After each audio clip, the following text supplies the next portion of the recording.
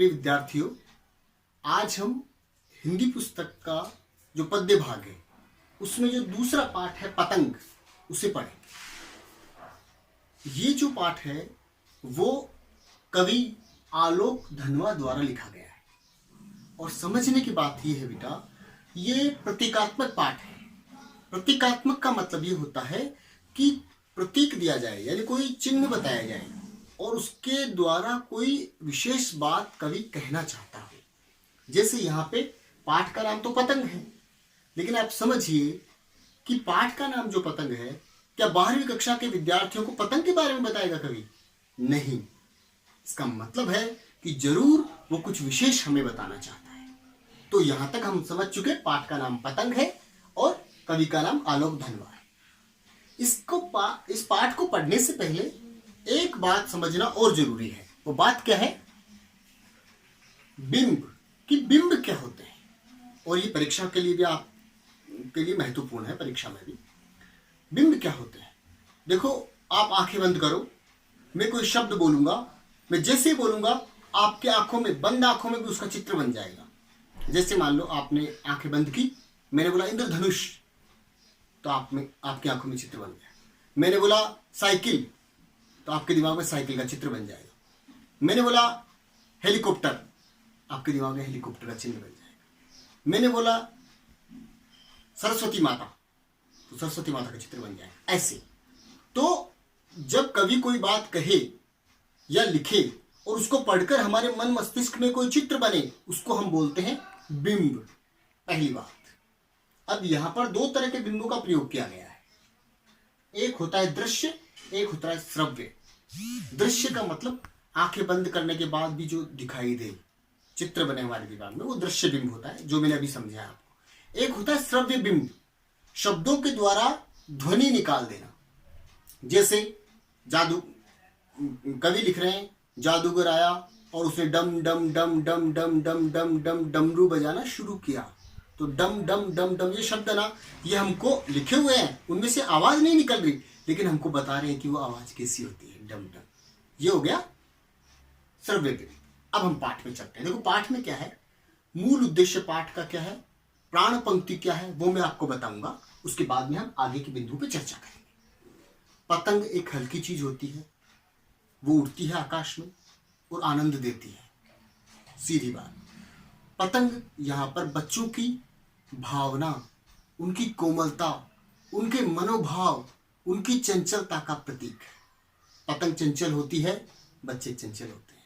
पतंग हल्की होती है, बच्चों की भावनाएं भी हल्की और कोमल होती है ना। पतंग आकाश में उड़ना चाहती है, बच्चों के विचार जो है या मनोभाव, वो भी आकाश में उड़ने जैसे होते हैं। ये पाठ का मूल भाव है, प्राण पंक्ति। अब इस पाठ को हम 6 छोटे छोटे बिंदुओं में समझेंगे ताकि हम अच्छे से समझ सकें। पहली बात, खरगोश की आंखों जैसा लाल सवेरा। यहाँ पे कवि ने सवेरे को खरगोश की आंखों जैसा लाल बताया है, यानी दृश्य बिंब का प्रयोग किया है। सीधी बात, सरल बात, ठीक है। खरगोश की आंखों जैसा लाल सवेरा बताया, सवेरे को खरगोश की आंखों जैसा बताया। शरद आया पुलों को पार करते हुए। हमारे देश में 6 ऋतुएं होती है। 6 का नाम मैं आपको फिर कभी अन्य वीडियो में बताऊंगा, अभी पाठ की बात करते हैं। उनमें से एक ऋतु का नाम है शरद। तो शरद ऋतु आई, यहाँ पे पुल्लिंग शब्द प्रयोग किया गया। नहीं, फिर से समझना। शरद आया पुलों को पार करते हुए। पुल कौन से पुल? वो पुल जो बरसात में हम पार करते हैं, नदी के ऊपर बने हुए पुल। शरद आया पुलों को पार करते हुए, इसका मतलब क्या हुआ कि बरसात का मौसम हाल ही में गया है, या समझ लो कि चल ही रहा है या जाने ही वाला है। शरद आया पुलों को पार करते हुए, अपनी साइकिल चलाते हुए। ये दृश्य बिंब है। कवि ऐसा बताना चाह रहा है जैसे शरद जो है, मौसम है शरद, वो कोई लड़के की तरह है जो साइकिल चलाते हुए आ रहा है और पुलों को पार करते हुए आ रहा है, यानी बरसात के मौसम हाल ही में गया है। आगे देखो, साइकिल की घंटी बजाते हुए, टन टन टन टन, साइकिल की घंटी बजाते हुए शरद मौसम आ रहा है। घंटी बजाते हुए, बताओ कौन सा बिंब होगा? घंटी बजाना देखने की नहीं, यानी घंटी की आवाज देखने की नहीं, सुनने की चीज है। वो कौन सा हुआ? श्रव्य बिंब। ठीक। आकाश को मुलायम बनाते हुए, इस बात को समझने की कोशिश करना।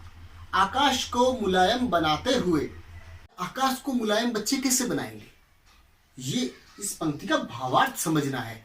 आकाश को मुलायम बनाते हुए, जैसे बच्चों की भावनाएं कोमल होती है, हल्की होती है, वैसे ही वो हल्की चीज उड़ाते हैं, कोमल चीज उड़ाते हैं, पतंग उड़ाते हैं, यानी आकाश को भी वो कोमल बनाते हैं, यानी वो अपनी कोमलता का संदेश धरती और आकाश दोनों पर देते हैं। आगे देखो, दुनिया की सबसे हल्की रंगीन चीज पतंग के लिए कहा गया है, सबसे हल्की और रंगीन चीज। लेकिन ध्यान देना, यहाँ पे पतंग प्रतीकात्मक है। दुनिया की सबसे हल्की चीज क्या होती है? भावना। सबसे मासूम, सबसे नाजुक, सबसे हल्की चीज उड़ रही है, यानी बच्चों के मनोभाव, बच्चों की कल्पना, बच्चों की भावनाएं उड़ रही हैं। जन्म से ही अपने साथ लाते हैं कपास। बच्चे जो है जन्म से ही अपने साथ लाते हैं कपास। कपास से रुई बनती है।